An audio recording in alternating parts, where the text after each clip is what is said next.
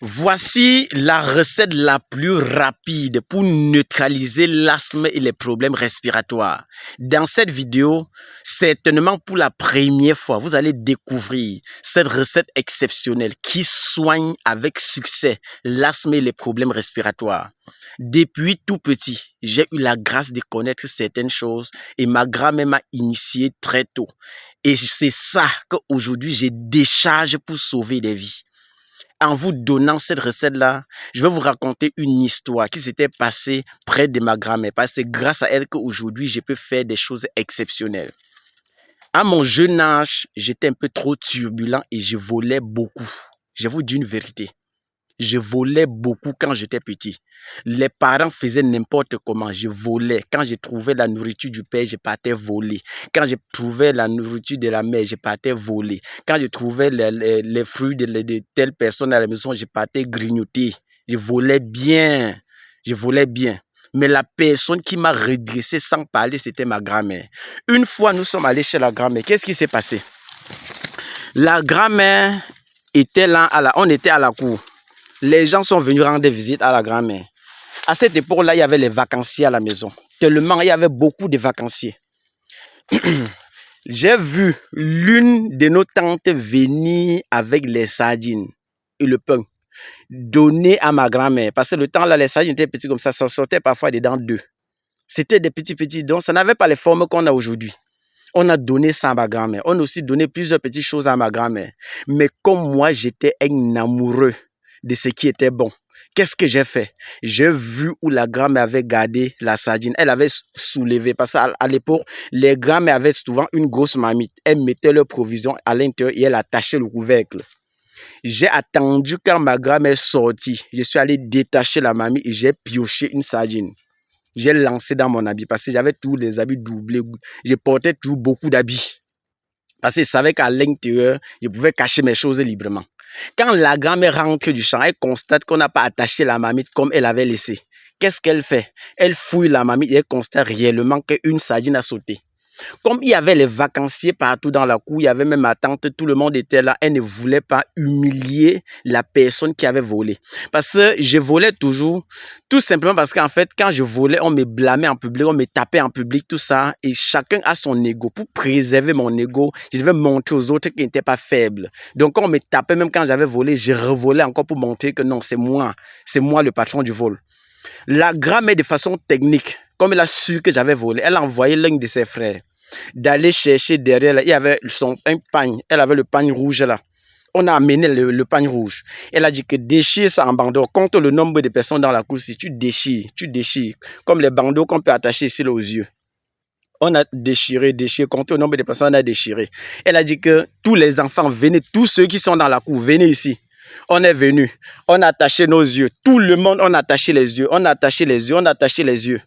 Elle a dit à son frère que bon, ça fait longtemps que je suis dans la zone-ci avec toi et moi, je te connais. Ce qu'on va faire, c'est quoi? Elle a dit à l'oreille de son frère, sans dire pourquoi elle est en train de vouloir faire ça. Parce qu'elle disait que qui a volé ma sardine? C'est toi qui as volé. Si on fouillait, on trouvait ça sur moi. Tous les autres devaient se moquer de moi. Et comme je devais conserver mon ego, je devais tout continuer à voler. Qu'on a bandé nos yeux. Elle a fouillé les poches de tout le monde, Quand elle est arrivée sur moi, elle a fouillé. Elle a attrapé sa sardine, elle est partie garder. Et quand elle est partie garder jusqu'à attacher la marmite. Elle revient maintenant, on détache les yeux de tout le monde. Là, tous les autres enfants demandent que, mais qui a alors volé réellement grand-mère? La grand-mère dit que non, ça va. J'ai déjà récupéré ma sardine. Ce qui est sûr, c'était quelqu'un parmi vous. Mais j'ai déjà récupéré. Quand elle a fait ça le jour-là, j'ai compris qu'il y a une différence entre la sagesse et l'intelligence.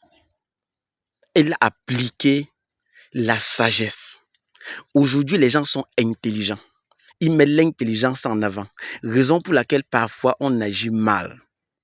À cette époque-là, quand je regarde sa façon d'agir, le fait de bander les yeux de tout le monde et d'extirper la sardine de ma poche, librement, sans attirer l'attention des autres, le jour-là, j'ai ressenti un truc au plus profond de moi qui m'a touché et qui m'a fait revivre toutes les scènes de vol que je faisais auparavant.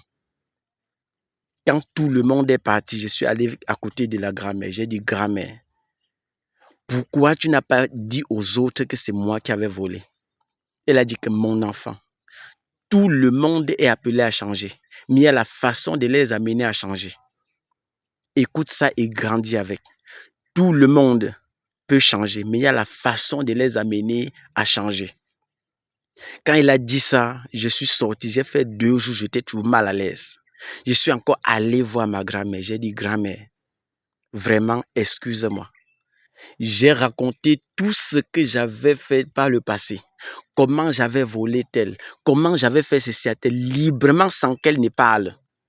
Parce que même le jour qu'elle l'extirpe, la sagesse, elle reste silencieuse et pas elle garde. On détache les yeux de tout le monde. Elle reste elle tranquille. Donc ça m'avait silencieusement, elle a percuté mon cœur depuis le jour-là. Et elle m'a dit, mon fils, grandis avec l'éducation que je t'ai donnée. Ne grandis pas avec l'influence de la nature. Utilise, si la nature vient positivement, tu adoptes, mais quand c'est négatif, ne valide pas. Regarde comment moi je vis. Fais ce que moi je fais. Travaille avec un cœur ouvert, que même à l'église, si tu regardes, quand le prêtre demande aux gens de fermer les yeux et de méditer, beaucoup refusent de fermer les yeux. Parce qu'en fermant les yeux, tout le mal que tu as fait défile. Raison pour laquelle il y a beaucoup qui ouvrent seulement un œil. C'est ce que la grand-mère disait. Et soit, si d'autres n'ouvrent pas un œil, les autres qui restent avec les 2 yeux ouverts. Parce qu'en fermant les yeux, tu constates que tout ce que tu as fait comme mal, là, ça traverse ton esprit. Comme tu ne peux pas supporter tout ça, tu es obligé de laisser les yeux ouverts. Que vis ta vie librement. Libère ton cœur. La haine, tout ce qui va avec, libère ton cœur et sois positif. Que je veux que demain ta prière soit propre. Quand tu fermes les yeux, tu médites, ça marche. Voilà ce qu'elle disait toujours. Là, c'est juste une parenthèse. Avant de revenir sur notre recette. La recette de l'asthme qui frappe et ne rate pas là. Vous allez chercher quoi? La famille. Tout simplement. Vous allez chercher la barbe du maïs. Tout le monde connaît ce qu'on appelle la barbe du maïs.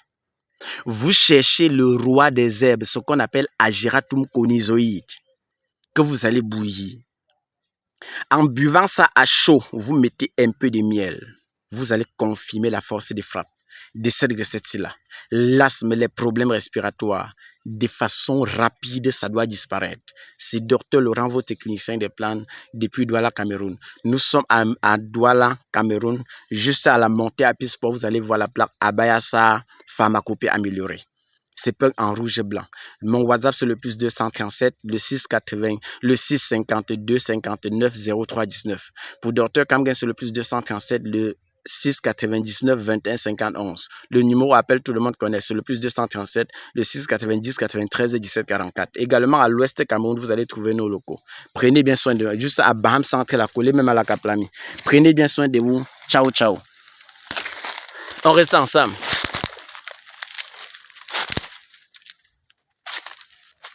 Voilà. Donc, on reste ensemble. Prenez bien soin de vous.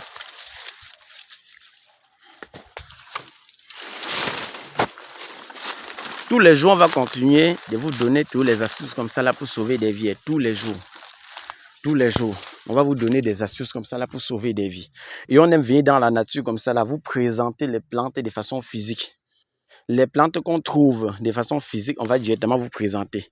Et si on ne vous présente pas, ça veut dire que dans la zone où nous sommes, on n'a pas pu trouver. Parce que chercher les plantes, ce n'est pas trouvé. Vous comprenez, non? Mais c'est facile de taper sur Google. Parce qu'en donnant même les noms scientifiques, c'est plus rapide à tout le monde d'aller sur Google, taper le nom et la photo sort. Tu peux chercher tes trucs librement. Tu suis ton traitement. Mais si tu veux utiliser les produits de nos locaux, travaillé par l'équipe Abaya, tu passes dans nos locaux, tu vas découvrir. Tu vas utiliser, ça va marcher. Parce que chez nous, il y a un produit pour travailler les problèmes respiratoires, pour lessiver les impuretés, pour extraire les métaux lourds dans le corps. Donc, il y a tout ça dans nos locaux. Passez même par curiosité. Vous allez découvrir ce qu'il y a dans nos locaux. Prenez bien soin de vous. Ciao, ciao. Que le Seigneur nous bénisse. Bye bye.